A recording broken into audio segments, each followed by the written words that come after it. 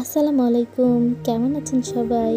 আমার ছেলের পছন্দের কিছু জিনিস কিনেছি, আপনাদের সাথে সেটাই শেয়ার করছি।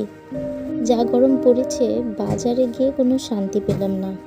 আমার ছেলে এই জিনিসগুলো অনেক পছন্দ করে, তাই বাজারে গেলে ওর পছন্দের জিনিসগুলো সবার আগে কেনা হয় আমার। আমার ছেলে যে জিনিসগুলো পছন্দ করে, আমার তো মনে হয় সেগুলো ফুরিয়ে গেলে দমটা বন্ধ হয়ে আসে। মারা বুঝি এমনই হয়, তাই না? সামনে আমাদের বাড়ির স্পেশাল একজনের জন্মদিনও আছে, তাই ভাবলাম একবারে বাজারে গিয়ে যে জিনিসগুলো বেশি প্রয়োজন সেগুলো নিয়ে আসি। তাই সেই জিনিসগুলো আনার জন্য এই গরমের মধ্যে আমাকে বাজারে যেতে হয়েছে। আমার শাশুড়ি মা জর্দা খেতে চেয়েছিল, তাই ভাবলাম রাঁধুনির